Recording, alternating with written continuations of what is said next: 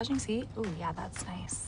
Can I use Apple CarPlay to put some music on? Sure, it's wireless. Pick something we all like. Okay, hold on. What's your Buick's Wi-Fi password? Buick Envision 2021. Oh, you should pick something stronger. That's really predictable. That's a really tight spot. Don't worry, I used to hate parallel parking. Me too. Hey. Really outdid yourself. Yes, we did. The all-new Buick Envision, an SUV built around you, all of you. Since 2002, Empowerment Resources, Inc., a nonprofit organization, has empowered more than 1,500 youth and adults in Duval and surrounding counties through its programs Journey into Womanhood, Girls Mentoring, Life Skills for Teens, and Parenting Education Coaching. To get involved with programs, volunteer, or donate, visit www.empowermentresourcesinc.org. Follow us on social media, facebook.com/empowerment.resources and instagram.com/empowermentjax. It's never too early to plant the seed, to share the tradition, and instill a sense of pride in your HBCU with your little ones. HBCU Pride and Joy Children's Boutique helps you share your school spirit with a wide selection of adorable kids apparel and accessories officially licensed from your favorite HBCU. Visit hbcupridejoy.com and follow us on all social media at HBCU Pride Joy on Facebook and Twitter. The Cuvée Group is a Florida-based marketing and training consulting firm. We help businesses communicate to their target audience and engage them in conversation. We also help to expand their audiences, which will ultimately result in growth for those organizations. In addition to being a certified constant contact specialist, my colleagues and I are also certified in John Maxwell Leadership Principles. We use these proven principles to conduct workshops, training, and private coaching sessions for individuals and companies looking to take things to the next level.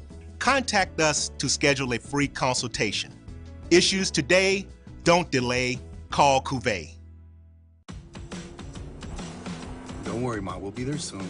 We? Is this the one? Well, let's say I found the one who takes me to another level. Always stays calm under pressure.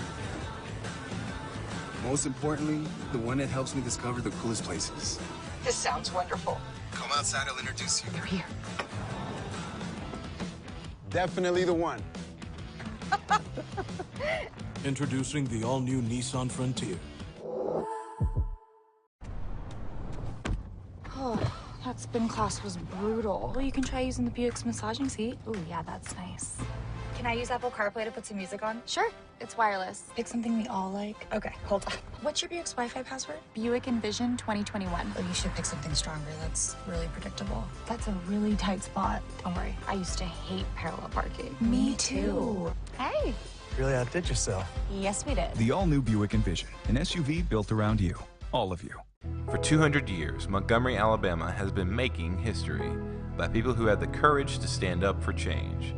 Today, this riverfront city has been reborn, embracing the past and looking forward to the future. From the National Memorial for Peace and Justice to the stage of the Alabama Shakespeare Festival, this is where history was and is made. We are proud to call Montgomery home, and together, we can be the change. From novice to aficionado, find yourself here. High quality cigars plus personal customer service. Slow Burn is Waco's only mobile cigar lounge, featuring a meticulous, curated collection of premium cigars. Visit our website, www.slowburnwaco.com. That's www.slowburnwaco.com. It's never too early.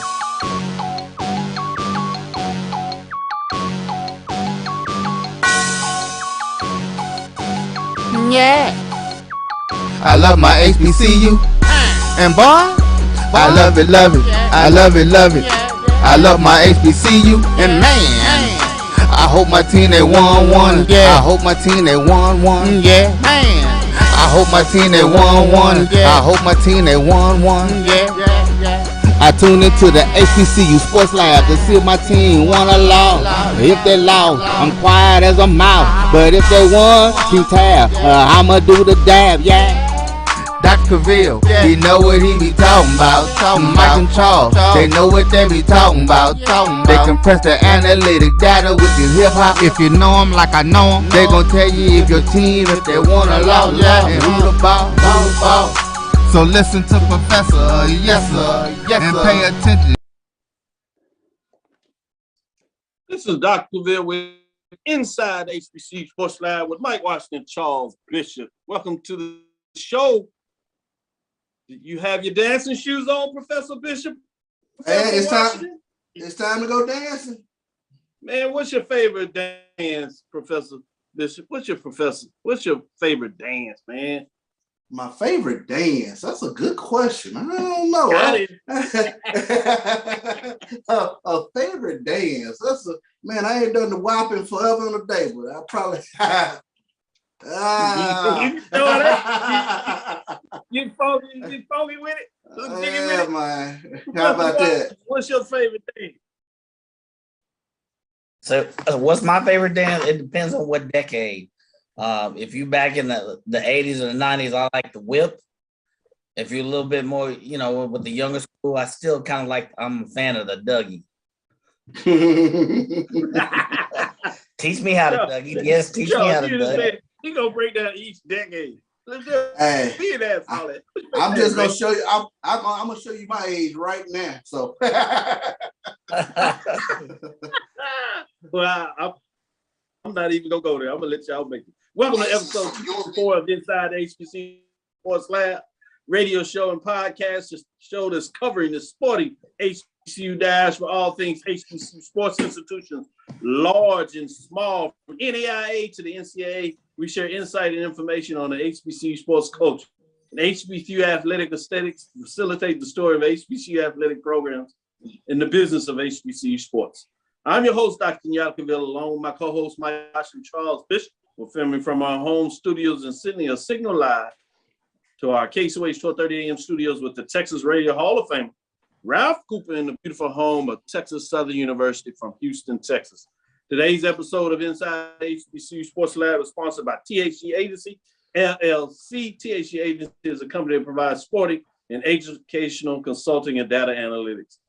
We had Tennessee State students on campus today, mixing and mingling with some Texas Southern students, SGA, leaders on campus. I couldn't let the moment go by without asking, hey, y'all coming to the swag or not? They looked at me and like, we want to. I was like, oh, that's what, like, you gonna help me over there? I was So it was pretty cool. But no, they were there for some other business stuff, but it was funny getting a chance to kind of jump in there.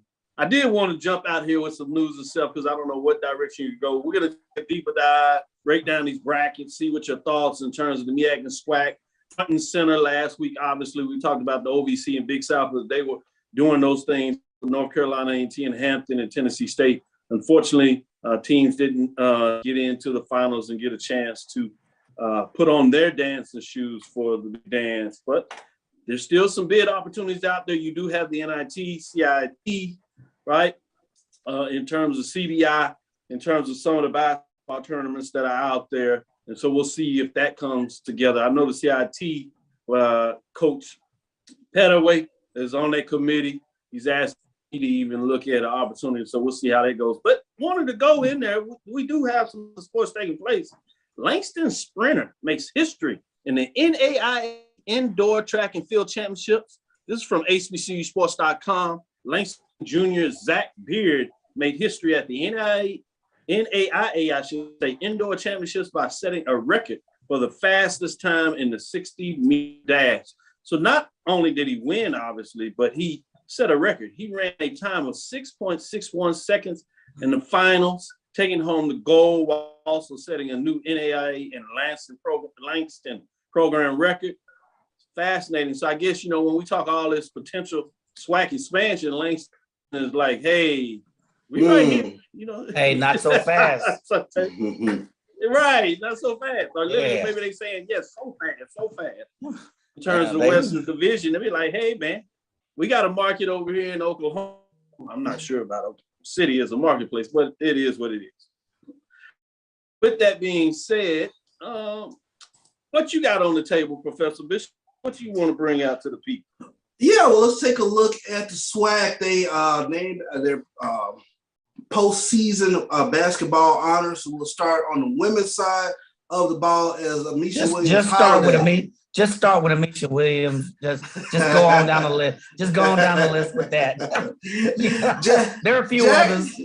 Jackson State's Amisha Williams Holiday was named the Player of the Year. She also claimed the Defensive Player of the Year. As Arkansas Pine Bluff, Zay Green, she was tabbed the Newcomer of the Year. Alcorn Zanaya White was the Freshman of the Year. And Jackson State's coach, Tamika Reed, was voted the SWAC Coach of the Year. Let's take a look at the All-SWAC first team. Amisha Williams Holiday from Jackson State, Zay Green from UAPB, Ayana Emanuel from Alabama State, Adriana Avett from Texas Southern, and Alexis Hope from Grambling round out the first team. Also, at second team, Natalia Bridges from Texas Southern, Dariana Lewis from Alabama A&M, Nigeria Jones from Alabama A&M, Daniel Rosenthal from Prairie View, and Deja Rogan from Jackson State.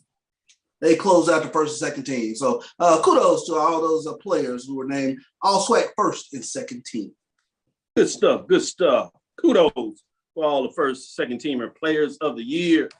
Were all so nice that you got in there and got it. It should be interesting to see who will be able to make some moves this week as we get into action tomorrow. We will be in town in terms of myself and Charles. We'll get in there and give you some updates to let you know how the live action is going.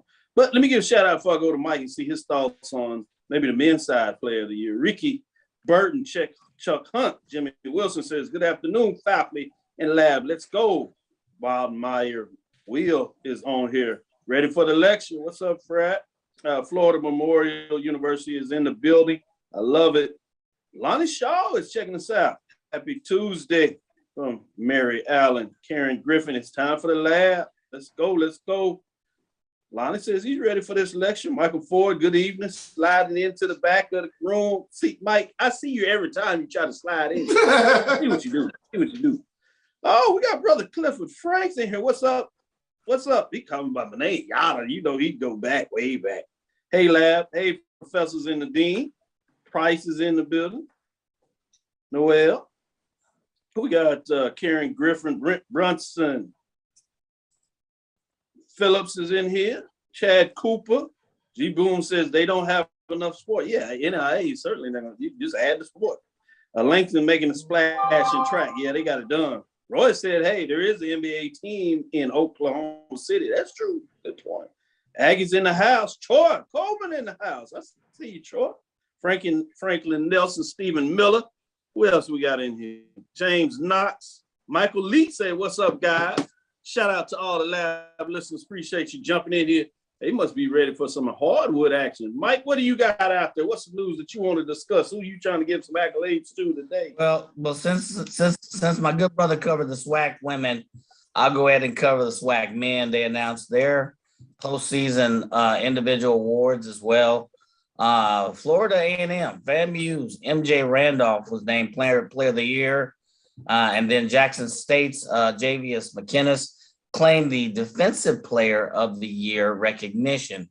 Then you had Pine Bluff, Arkansas Pine Bluff was tabbed, Sean Williams was tabbed newcomer of the year. And then of course, Valley, we talking Valley, Mississippi Valley State's Gary Grant was selected freshman of the year, and Alcorn State's Landon Busey was voted SWAC coach of the year. So kind of rounding out the order, really Randolph really impacted the year with the Rattlers. He, averaged 18.8 points a game, ranked, third in field goal percentage, fourth in assists. He was all over the place. Fourth in steals, second in defensive rebounds.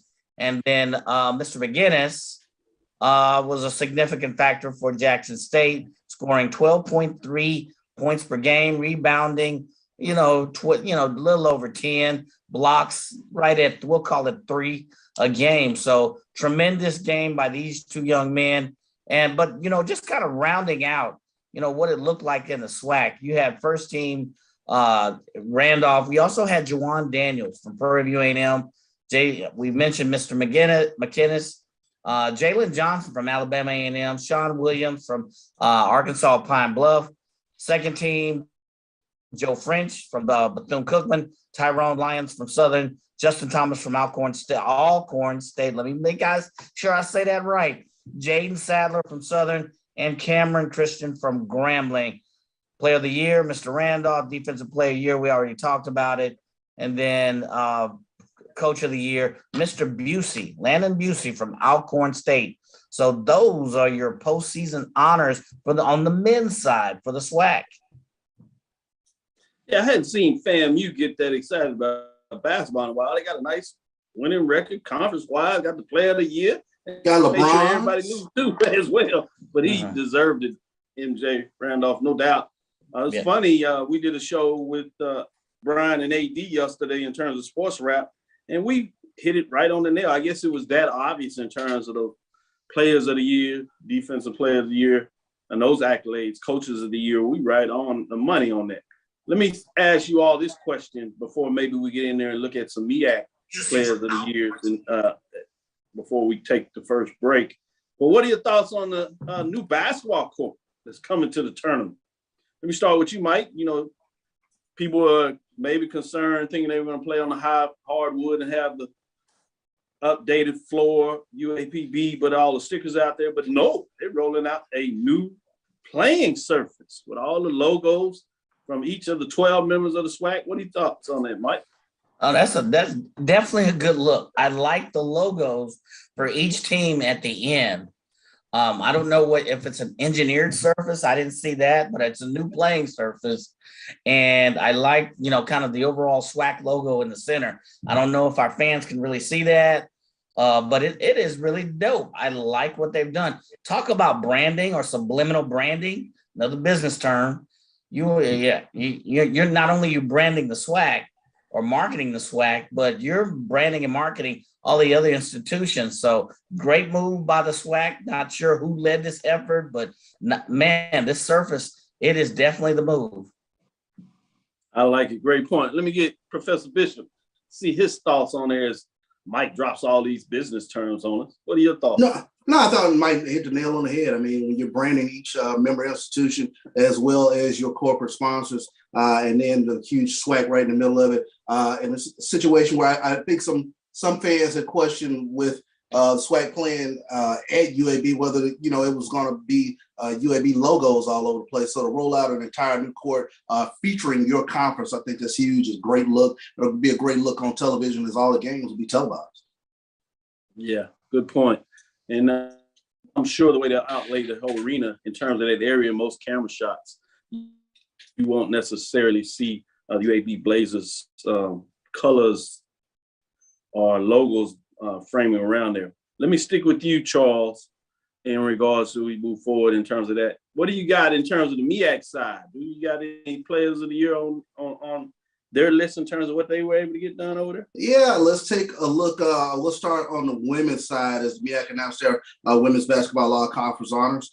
Coppin State graduate guard Jaya Alexander, she was the MEAC Player of the Year. Diamond Thomas of North Carolina Central was named the Rookie of the Year, while Norfolk State guard Camille Downs, she earned the Defensive Player of the Year. And Coppin State head coach Laura Harper, she was named the Coach of the Year. So great honors for those individuals who received honors this week for them, this year, I should say, for the MEAC. So that's huge. Jai Alexander, she led the MEAC in scoring this past season, averaging 15 points per game, leading Coppin State to a 15-12 record, a 9-5 mark in MEAC play. Also, she was money from the free throw line, 79.8%. Also was fourth in rebounding, 7 boards a game, 8th field goal percentage. So huge year for Jai Alexander. Alexander was getting it done. Yes, Mike, yes, you have some updates on the men's side for the MEAC Players of the Year. What did they tell you over there about the men?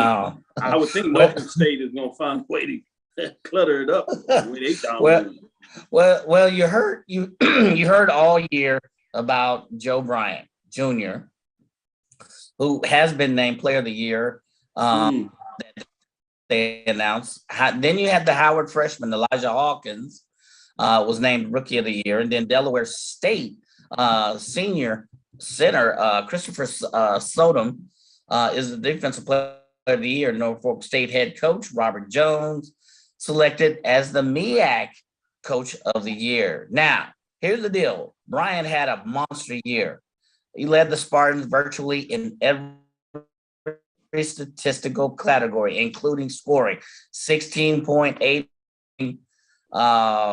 field goals made versus attempted, 146 for 333 3-point field goals made and attempted, free throws made and attempted. He basically was at the top 3. I went back on the stats and looked. That's just a data point or several data points. This guy was all over the place statistically. And then Elijah Hawkins, Howard freshman guard, didn't have such a bad year himself. He 13 points per game, 5.7 assists, 3.9 rebounds, 2.3 steals. I'll take those stats any way I can get them. So kudos to those gentlemen. So the first team kind of rolls out like this. We talked about Joe Bryant from Norfolk State, 6'1" guard, senior. Kyle Foster, 6'5" guard, graduate student from Howard. Miles Carter, 6'1" guard, senior, Delaware State. Ninda Tarkay, guard, 6'4", freshman from Coppin State. Many folks say Coppin State can surprise a few. I don't know. Then Justin Wright, guard, 6'1". Second team, Chris Bankston, 6'9", freshman from Norfolk. Steve Settle III, 6'10", freshman from Howard. Elijah Hawkins, Howard. It's kind of a Howard theme up in here. And then Eric Boone, freshman, 6'2", junior from North Carolina Central. And of course, we mentioned there's third team, and then there's an all-rookie team, Elijah Hawkins, Howard. It's kind of a Howard theme up in these awards, if you're not noticing it. So, and then Antonio T.J. Madlock, South Carolina State guard, all-rookie team. Greg Spurlock, Coppin State, and rounding them out, Chase Davis from Maryland Eastern Shore, and Corey Perkins from Delaware State. Nice job of rounding it off, nice set of awards. And you wonder, who's going to pull it out? Most folks say Norfolk State. Some folks say Howard has a chance. Some folks say, say others have a chance. So this is in, but congratulations to those players on their postseason honors from the MEAC men's side of the house. Certainly, we'll get a chance to chop it up a little more and mix it up, if you would, in terms of lab as we get into the second half of the show. We'll dig into those tournaments. But let's take our first break. We'll come back with the poll rankings. Not a lot of change there, but we'll give you updates to see how the final season ended, and we'll get into our poll rankings for the final season as well. So stick with us. We'll be right back after this break. It's never too early to plant the seed, to share the tradition, and instill a sense of pride in your HBCU with your little ones. HBCU Pride and Joy Children's Boutique helps you share your school spirit with a wide selection of adorable kids apparel and accessories officially licensed from your favorite HBCU. Visit hbcupridejoy.com and follow us on all social media at HBCU Pride Joy on Facebook and Twitter.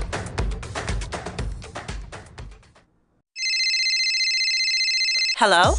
Girl, somebody hit my car today. What? You okay? No, girl, I'm hurt. You better call my lawyer, Terrence Madden of T. Madden and Associates. He got me super paid after my accident. I saw him last Sunday giving away scholarships. 833 paid 123. I'm attorney Terrence Madden. I love getting huge checks for injured clients. Dial 833 paid 123. 833 paid 123. Offices Atlanta, Jonesboro, and Augusta. Since 2002, Empowerment Resources, Inc., a nonprofit organization, has empowered more than 1,500 youth and adults in Duval and surrounding counties. Through its programs, Journey into Womanhood, Girls Mentoring, Life Skills for Teens, and parenting education coaching.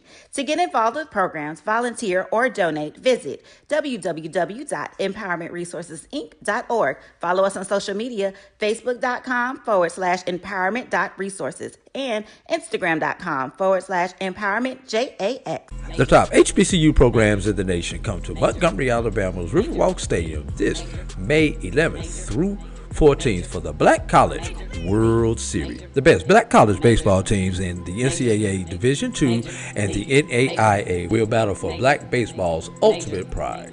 Games will be streamed live at www.mybcsn.net. Tickets are available now online at www.blackcollegechampionships.com. From novice to aficionado, find yourself here. High quality cigars plus personal customer service with Slow Burn. Visit our website, www.slowburnwaco.com. Slow Burn is Waco's only mobile cigar lounge featuring a meticulous curated collection of premium cigars. It's more than a mobile lounge. It's an environment and an experience rich in history, luxury, and personality. An elegant extension of any celebration occasion. It's the perfect escape and meeting place, a space where you can relax or enjoy a shared passion. Have Slow Burn plan your next big event, or before you are planning to celebrate your win over your athletic rival, you can shop our collections at www.slowburnwaco.com. But if they want to tab, I'ma do the dab, yeah.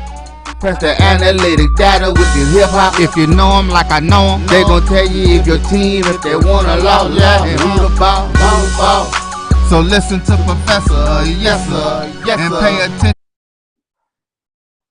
This is Dr. Bill with Inside HBCU Sports Lab. Let's get into the women's HBCU huddle report in terms of the major division top 5 poll rankings in week number 10. Ends the regular season. Be interesting to see what took place here. Not really a lot of changes, and certainly not in terms of who jumps in the top 5. We do have some teams that changed places. But let's start. No team dropped. A couple of teams still receiving votes. Texas Southern, 11-14 overall, finished the season 11-7. Alabama State Hornets, 13-14, finished the season at 12-6. Southern Jaguars, 13-16, finished the season on 2 straight losses there. On the road, 11-7. Ohio State Eagles, 15-12, 9-5. Be interesting to see what goes into these matchups. We'll get into that again in the second half, but I will follow up and then ask you some questions after I give you the polls. Number 5, Norfolk State Spartans, 15-10, 11-3, 57 points if you would. Alabama A&M Bulldogs, Lady Bulldogs playing basketball, 15-13, 13-5, 72 points. They stay at the 4th position. And number 3, Howard Bison, 17-9, 11-3, 80 points. They do fall a spot as Morgan State jumps over them. The Morgan State Bears in the season with a big win, 17-7, 11-3, able to get a 3-way tie for the women's side of the MEAC, 81 points, ranked 3, so they jump up to number 2. Number 1 is Jack State Tigers, 10th consecutive week, 20-6, 18-0, 10 first place votes, 100 points.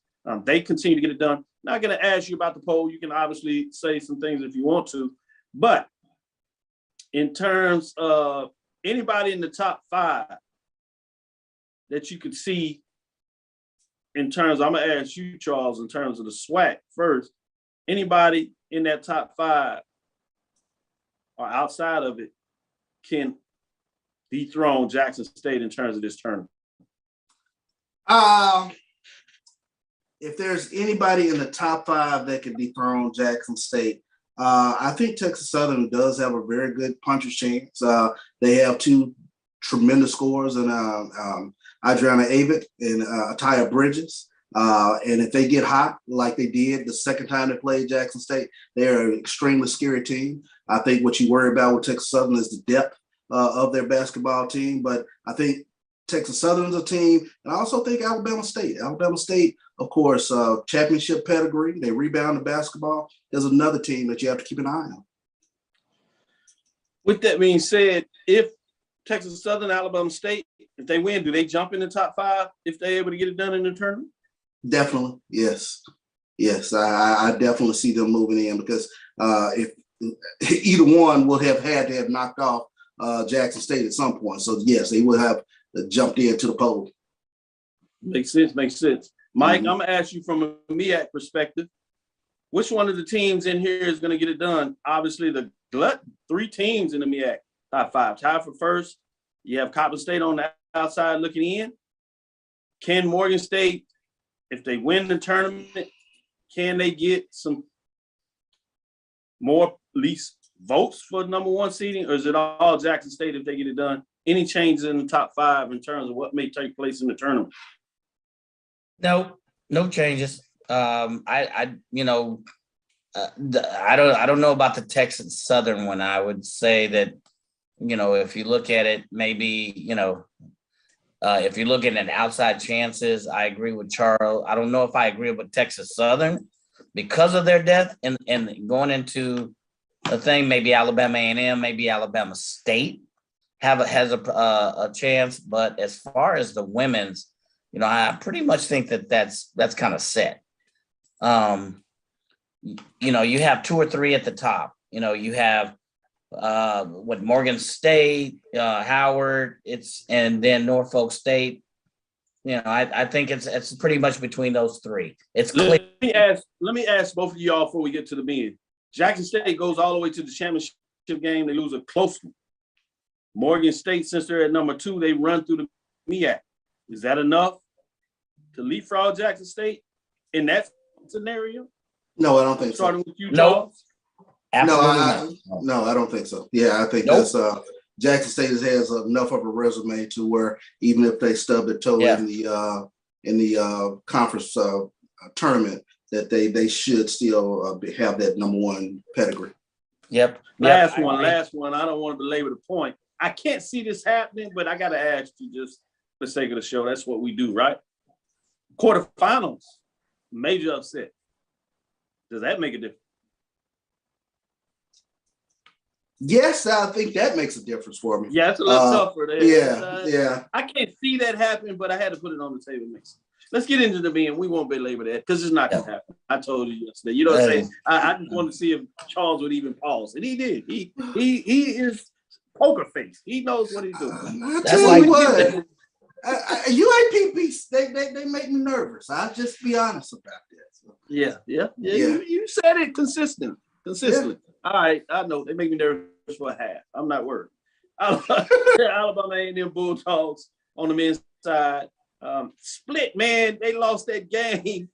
Gentleman gets fouled for Southern, and then they send him to the line. So instead of going to OT and battling out, he hits the game winner at the free throw line, basically 3 and 1 to get it done.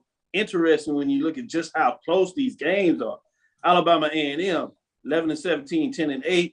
Florida A&M Rattlers, 13-16, 11-7. And North Carolina Central Eagles, 15-14, 8-5. They did win their last game, but weren't able to jump back in the top 5. Top 5 programs, Howard Bison, 16-12, 9-5, I should say. They dropped 2 spots from the 3. Last week, you got Southern Jaguars, 17-13, 12-6. 4 spots. They got that win there, but not necessarily the best spot at the end of the year. But they are a top 5 team. So let's see what they can get done in the tournament. At number 3, Texas Southern Tigers, 15-12, 12-5. They were last year's HBCU Major Division National Champion. Getting it done in the tournament, finished the regular season in second behind the co-champions Prairie View and Jackson State. Jackson State and Prairie View did get in the tournament. They had to fight themselves into it. Fascinating. And number 2, Alcorn State Braves, 15-15, 14-4. Coach Bussey, as you heard, Coach of the Year, 2 first-place votes, 83 points. You have number 1, Norfolk State Spartans, 21-6, 12-12. This one I will ask you a little bit about the poll when you talk about it. Fascinating. Starting with you, Mike, anything stand out with you in terms of the poll? Give you pause. No, I think if anything, you could argue that the Texas Southern can move up a little bit. But Norfolk State has played a solid game. Howard, there's some folks talking about them, but they have 2 losses, I believe, to Coppin State, which is like the number 6 or 7 seed, and they have 2 losses this season to Norfolk State. You could argue that they're kind of on the bubble. They play good at times, but not consistent. Texas Southern has a lot of depth. Saw them play. that may be crucial going into this tournament play, where you have depth and bodies that you can get on the floor and rebound as needed. So we'll see. Alcorn State split their games with Prairie View, whereas Texas Southern won both games. So if you're going head-to-head matchup, Texas Southern has key head-to-head against key opponents. So good stuff. Charles, what about you? What do you say? Let me get your thoughts on this. Yeah, I like it. I was looking at Southern at that 4th spot, but good, closing kick there for the Southern Jaguars, because Alabama A&M had been playing some really good basketball until they stubbed their toe at the end. So I'll give the edge to Southern there, but it's going to make for a tremendous SWAC basketball tournament, because 1 through 8, anybody can be taken out. They really absolutely can. Anybody can win this one. Yeah, I can't remember since I've been following the tournament, say, and be serious about it, that any of the top 8 teams has a legitimate shot of winning 3 games and getting it done in the tournament. Certainly for a couple of upsets to really throw a monkey wrench in this. I have to ask this question because this is interesting to me. Norfolk State 21-6, 12-2. Unlike Jackson State on the women's side, they didn't go undefeated in conference play. They don't have as many teams in conference play. But this is Norfolk State that really got it done in non-conference play. Is that different in your mind in terms of them having to win the tournament to hold on to the number 1 seed? Or do you feel maybe a similar way? Start with you, Charles, to see what are your thoughts in terms of tournament matchup as we kind of play the guessing game with the poll rankings before we close out in 2 weeks. You're saying they what you were saying was Norfolk State because they had a good out-of-conference schedule. Yes. Do they have to win it to stay in that number 1 seat with, Alcorn State breathing down the neck, Alcorn, the Braves, right? They do have 2 first place votes going in there, if you would. No, I mean, Southern won it last year. That solid Southern. You know how deep we believe the SWAC is in terms of who can win the tournament. Is it Norfolk State? Do they have to win the tournament to hold on to number 1? Or would you say, no, they're in a position if they get to the finals, similar to Jackson State, you would think that they would hold on to the number 1 rank? I would say no, they can't hold on to the number 1 ranking. I think the difference between Norfolk State and Jackson State has been just completely dominant in conference play. Going 18-0, Norfolk State has stubbed their toe twice this past season. Interesting statistic with Norfolk State: 11-0 at home, 7-6 on the road. So there's a difference to me in their level of dominance. Both deserving of their number 1 rankings, but they're different, if you will. That's good points. Good points made. Mike, before we get into this halftime break, what are your thoughts on that? Yeah. So you asked about out of conference, and there's no way we can really look at strength of schedule, but you look at Norfolk State's out of conference. It's Bridgewater, Penn State, Wilkes-Barre. I don't even know what that is. All right. It's Tennessee State has played marginal. They did have 8 Division I wins. And Bowling Green. Hold on. Let me finish. Then you look at Alcorn State's out of conference game. It's Washington State, Portland, Gonzaga, Southern Illinois. All have been competitive teams in the tournament. So strength of schedule, favor of Alcorn. I agree they didn't win any of them, but I think Norfolk State benefited from a better schedule, a favorable schedule, and they happen to be a good team and won those games. So I think they really have to win out to maintain that ranking. Whereas Alcorn State, they're in a tougher, arguably could be in a tougher conference. So, if they get to the final bottom, you weigh that differently than a Norfolk State loss. A SWAC basketball conference tougher than a MEAC basketball conference? Yes, I said it. Yes, I'm saying it right here. I said it. Yes. Let the lab listeners debate that. I like that. Good job putting that on the table. Let's go to the break and see what the discussions are like during the break about MEAC on the men's side, the basketball conference. What do you say, lab listeners? Stick with us. We'll be right back after this break. Hungry for authentic Caribbean food like jerk chicken, oxtail, red snapper, shrimp, tofu, and rasta pasta? Well, find your way over to Mango's Caribbean Restaurant, 180 Auburn Avenue, right next to Royal Peacock in downtown Atlanta. Them belly full, but we hungry. Mango's Caribbean Restaurant, open daily from 11 a.m. to 10 p.m. And on Friday and Saturday, we're open till 4 a.m. Come to Mango's and put some spice in your life. So we've got a good thing going. Mango's Caribbean Restaurant, 180 Auburn Avenue, right next to Royal Peacock in downtown Atlanta. For more info or directions, call 404-698-3992 or log on to mangoscaribbeanrestaurant.com. For instant coupons, text MANGOS to 313131. Tell your mama hungry, papa hungry, brother hungry. Mango's Caribbean Restaurant, authentic Caribbean cuisines. Open up the door, tell your mama hungry. Don't worry, Ma. We'll be there soon. We? Is this the one? Well, let's say I found the one who takes me to another level. Always stays calm under pressure. Most importantly, the one that helps me discover the coolest places. This sounds wonderful. Come outside, I'll introduce you. They're here. Definitely the one. Introducing the all-new Nissan Frontier. Press the analytic data with your hip hop. If you know them like I know them, they gon' tell you if your team, if they wanna lose, and who the ball. So listen to Professor, yes sir, and pay attention, cause he gon' This is Dr. Ville inside the HBCU Sports Lab, back for the second half into the third quarter. Let's see what's going on since we're talking about the third quarter, looking at the women's tournament, both of the MEAC and the SWAC. Let's start with the MEAC. Interesting, obviously, tournaments the same, number of teams, 8 teams, starting on Wednesday, championship on Saturday. That championship, let's just jump into that. For the MEAC, that championship is on ESPN Plus at 3:30 on Saturday. It will be live, tape delayed on ESPNU later that evening. With that being said, got a 1-8 matchup. That's Howard versus Delaware State. Delaware State hasn't won a game in terms of conference play all year long.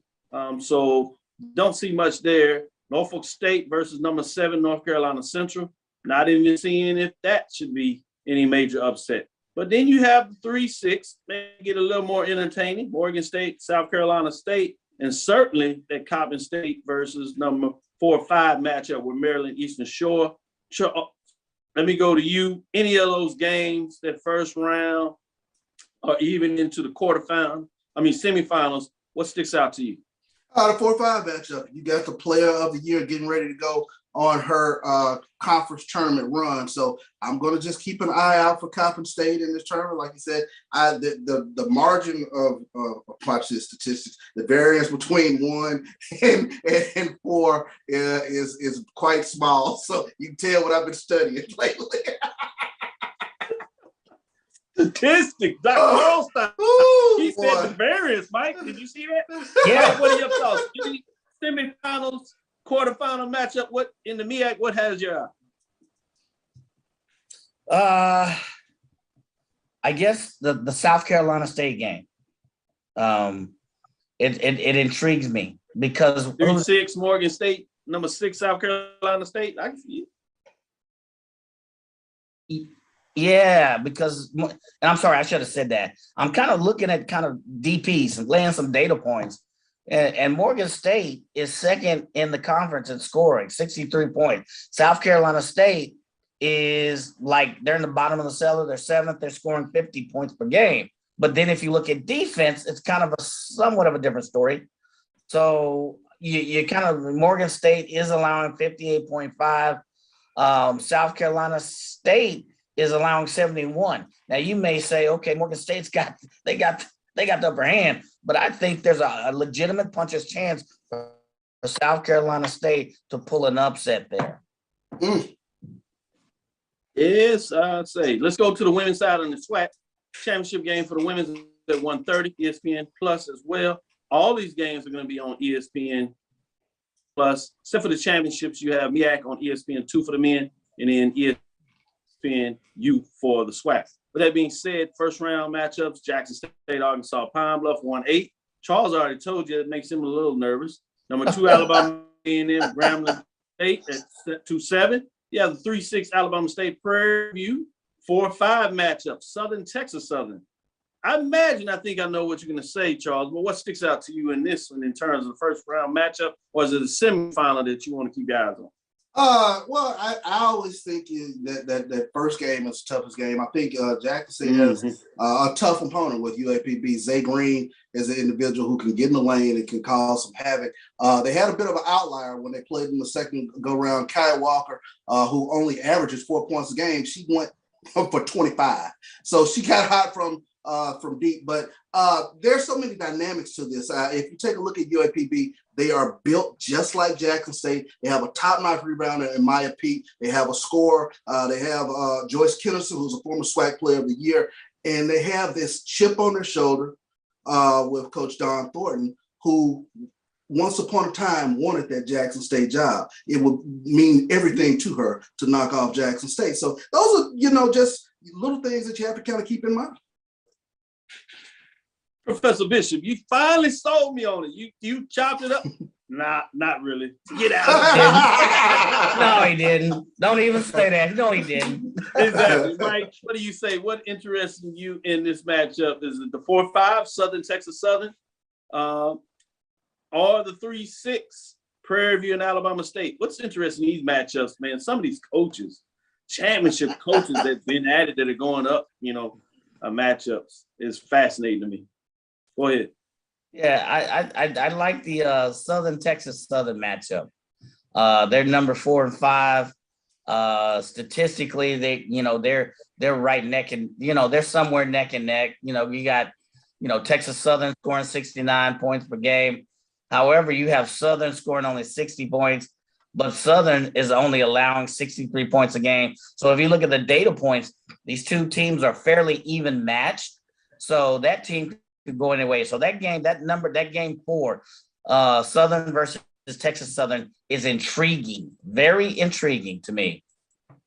Yeah, I think all of these top 8 teams, all of them except for number 2 Alabama A&M, have previously won a SWAC championship. That's crazy when you talk about how deep the women's in terms of talent pool is there. Let's talk a little bit more about that in terms of the tournament setting. Birmingham, Norfolk, the scope. It's something about Norfolk and the MEAC in terms of how they get on the basketball. Be interesting if they're still going to have the lather up. I think with Norfolk State being right there, even though they've had some teams leave out there, I got to believe that there's going to be some magic in that arena in terms of what you see there. I am fascinated in that 3-6 matchup, Alabama State, Prairie View, coaching pedigrees, championships. Can either of those teams kind of get out of that game, get hot, and then try to make a run? Obviously, that 3-6, 2-7 are fascinating because that's where those teams thought they want to be because they get to stay away from Jackson State until the championship game. Who's going to be able to get over the fact that they've done that, but now they have tough matchup? Be fascinating there. With that, let's take our last break, get back in the fourth quarter.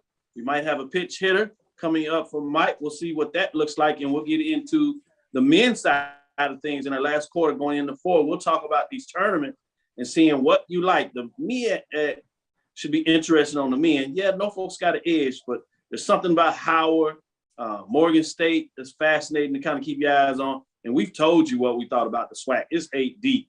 So stick with us. We'll be right back as we get in the fourth quarter, and we'll tell you a little more about these tournaments, things that you can keep your mind on as you're watching. Dr. Ville inside HBCU Sports Lab. Stick with us. We'll be right back in the fourth.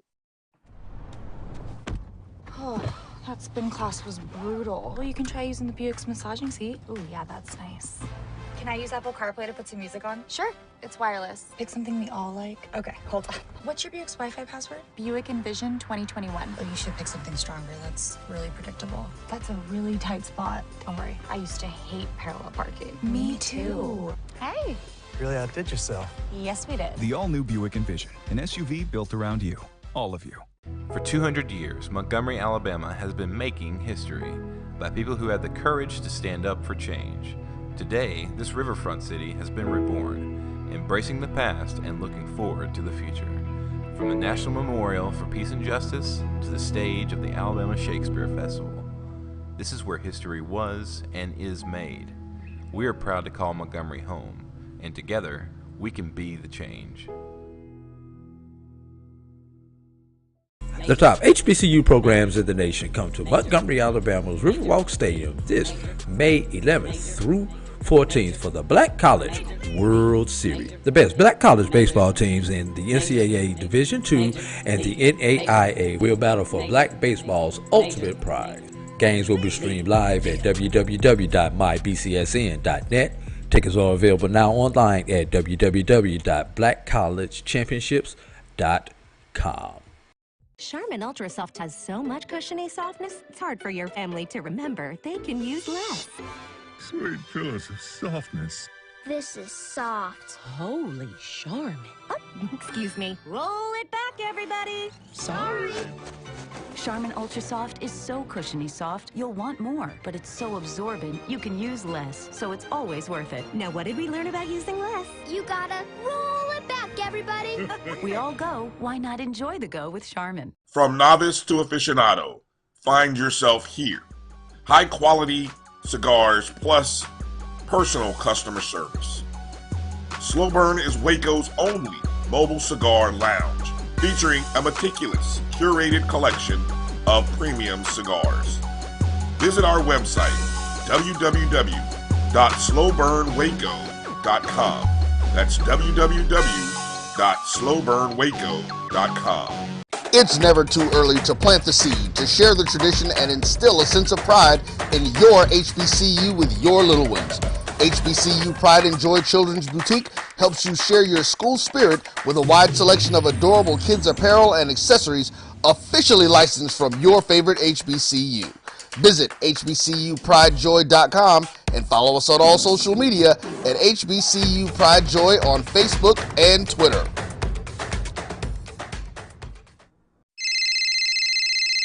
Hello? Girl, somebody hit my car today. What? You okay? No, girl, I'm hurt. You better call my lawyer, Terrence Madden of T. Madden and Associates. He got me super paid after my accident. I saw him last Sunday giving away scholarships. 833 paid 123. I'm attorney Terrence Madden. I love getting huge checks for injured clients. Dial 833 paid 123. 833 paid 123.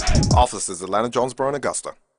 Since 2002, Empowerment Resources, Inc., a nonprofit organization, has empowered more than 1,500 youth and adults in Duval and surrounding counties through its programs Journey into Womanhood, Girls Mentoring, Life Skills for Teens, and Parenting Education Coaching. To get involved with programs, volunteer, or donate, visit www.empowermentresourcesinc.org. Follow us on social media, facebook.com/empowerment.resources and instagram.com/empowermentJAX. The Cuvée Group is a Florida-based marketing and training consulting firm. We help businesses communicate to their target audience and engage them in conversation. We also help to expand their audiences, which will ultimately result in growth for those organizations. In addition to being a certified constant contact specialist, my colleagues and I are also certified in John Maxwell Leadership Principles. We use these proven principles to conduct workshops, training, and private coaching sessions for individuals and companies looking to take things to the next level.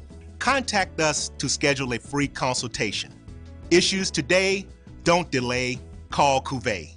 Press the analytic data with your hip hop. If you know them like I know them, they gon' tell you if your team, if they wanna lose, and who the ball. So listen to Professor, yes sir, and pay attention, cause he gon' teach a lesson. This is Dr. Ville inside the HBCU Sports Lab with Mike Washington and Charles Bishop. Nope. We got a pinch hitter coming in for Mike Washington. He needed to get out of here. We got none other than Professor Drew. Yes. As you know, he's more than a visiting professor now. He's a clinical professor. He's a regular. So we're going to get into and get his thoughts as well as Professor Bishop on the men's side of this men's basketball. Let's start with the MEAC. I want to get into the MEAC lineups, man. We got number 1, Norfolk State, number 8, Delaware State. I don't think Norfolk will have a problem there. They are at home. But then you got number 2 in the versus number 7, 2-7 Coppin State, North Carolina Central, Maryland Eastern Shore. Those first 2 games on Wednesday, and then the next 2 on Thursday, if you would, which is number 4 Morgan State, number 5 South Carolina State. We always say the 4-5 matchups are interesting. Will it be this time? But then you had at North Carolina Central at number 3 versus number 6 Maryland Eastern Shore. Coach Mouton has always seemed to have the magic number for the postseason. Can he do it again? Can he come out of that 3 spot, mix it up a little bit? Let me go straight to you, Charles, and then we'll come back, Professor Drew, and see his thoughts in terms of which of those opening round games intrigue him. Go ahead, Charles. What are your thoughts? It's almost too easy, but 4-5, Morgan State, South Carolina State. Obviously, that's the one that jumps out for me. But, you know, South Carolina State, 3-game losing streak coming into the tournament. Mm-hmm. Morgan State is one of the hotter teams coming into the MEAC tournament. They are going to be a scary out. See if they can get past the South Carolina State team in the first round and let the chips fall where they may, because this is a team I think can get all the way through it. Yeah, quietly, you know, a lot of the focus just with the depth and SWAC and being in the vicinity, we've talked about just how close those games have been all season. In a lot of ways, that's the same with the MEAC. There have been a lot of close games. Yeah, they had some lopsided, and the record has been there for Norfolk State. But they do have 2 losses, so they've shown they've been beatable as well. Yeah. Professor Drew, what games in this opening round quarterfinals, what sticks out to you? Or is it something that you're looking forward in the semifinals that you want to see?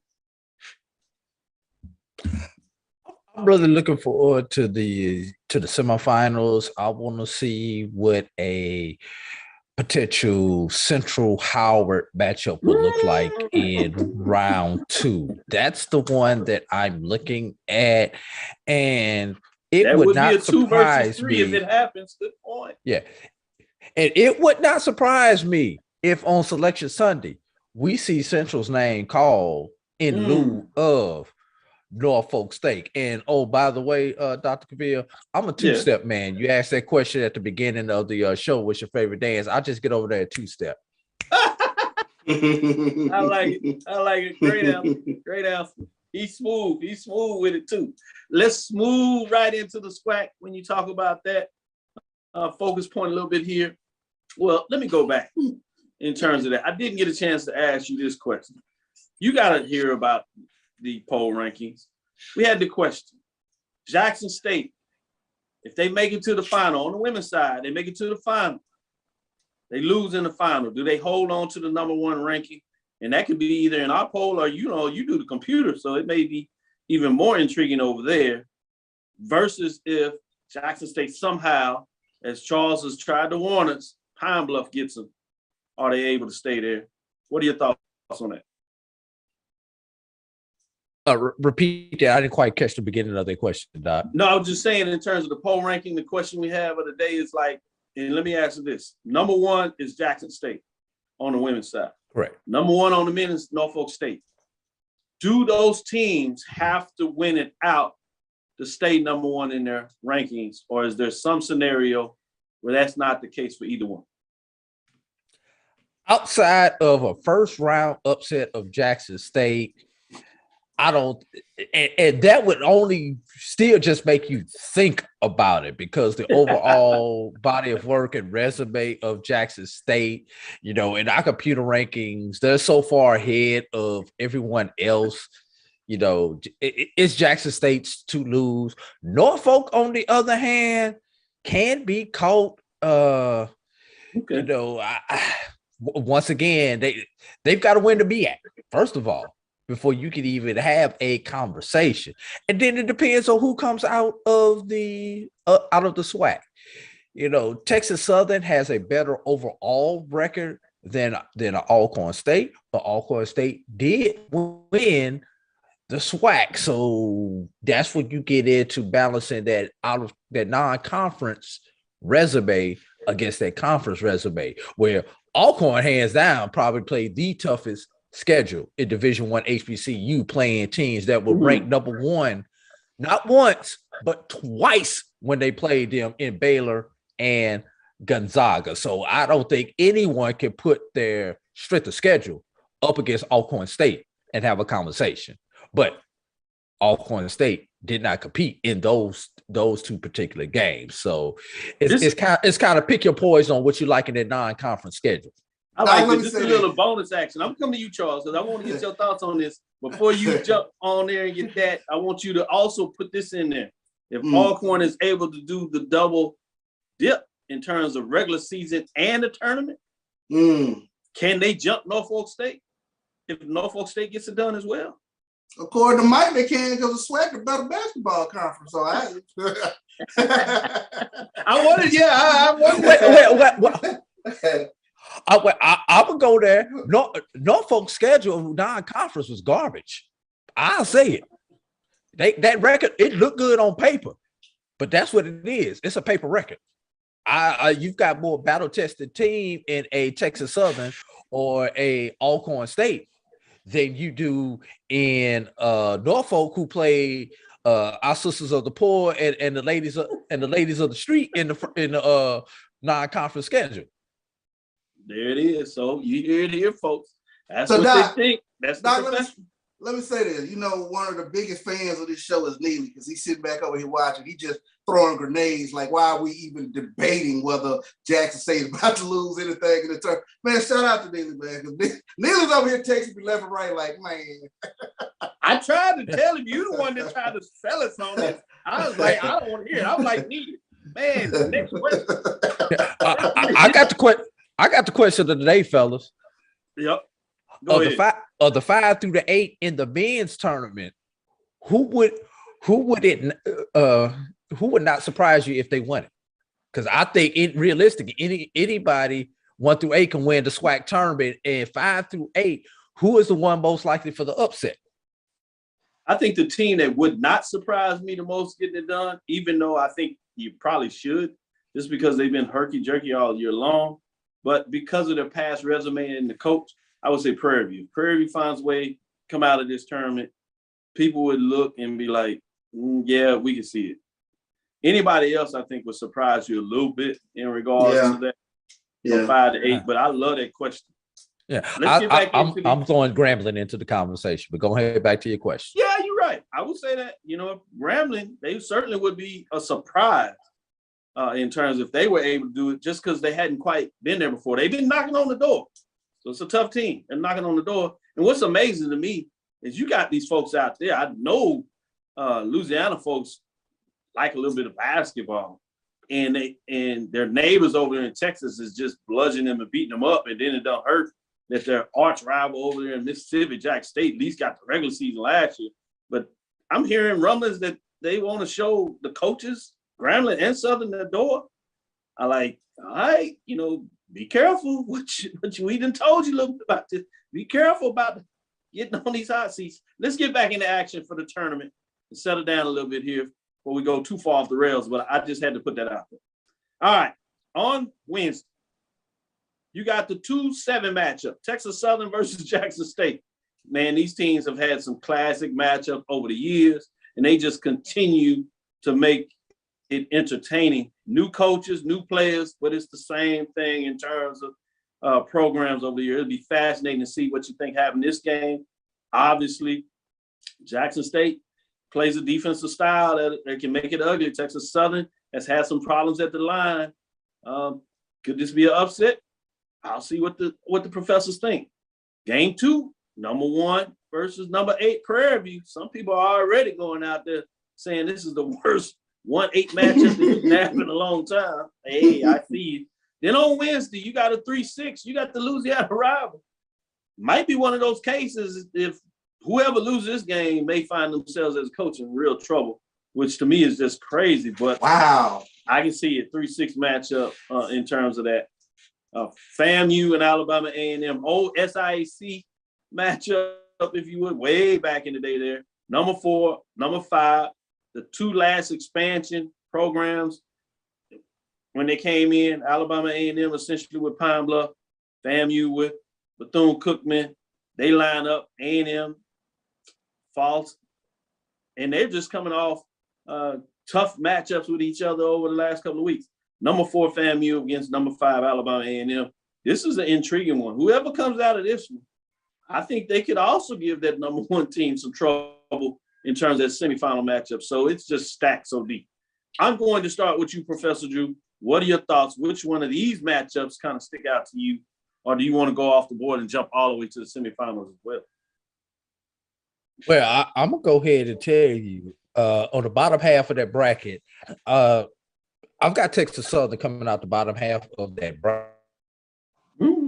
bracket, although Grambling does scare me in a matchup against the Texas Southern. But I've got Texas Southern coming out. Sorry, Charles. Sorry, Dealey. But I've got Texas Southern over you all coming out of that bracket. On the top half of the bracket, Alabama A&M scares me. You know, you talk about Alcorn Prairie View, but the worst matchup Fab you could have gotten was the other A&M being Alabama A&M. And, you know, it would not surprise me if we see a battle of agricultural schools in the semifinals.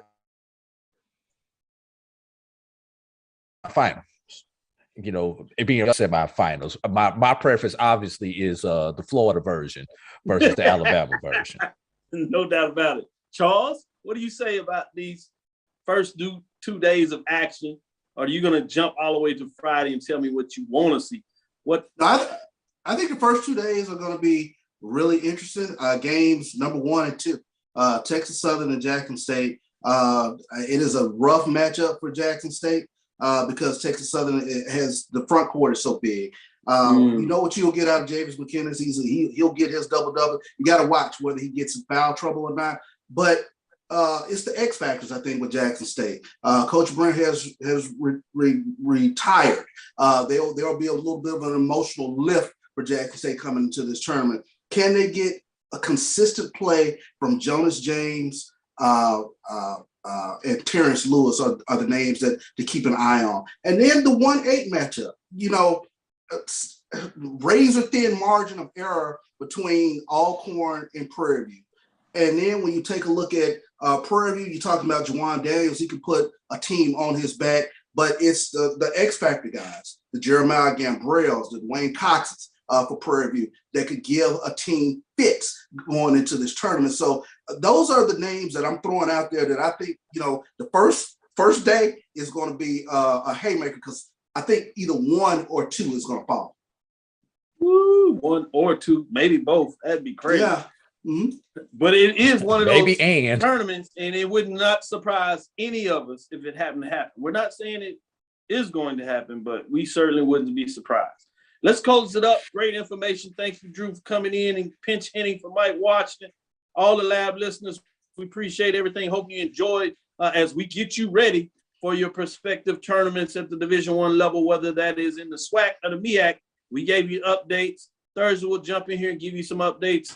I'm planning to come in here, but stick with us. We will be moving. We'll be in Birmingham, so it might be a little bit of a challenge, but we'll see what we can do. And we might even give you some extra overtime. So keep a watch on us. We might surprise you in terms of when we can turn on the screen and give you some updates depending on what's going on. We'll try to get you some classic interviews as well, but that'll do it for us. Shout out to all the lab listeners.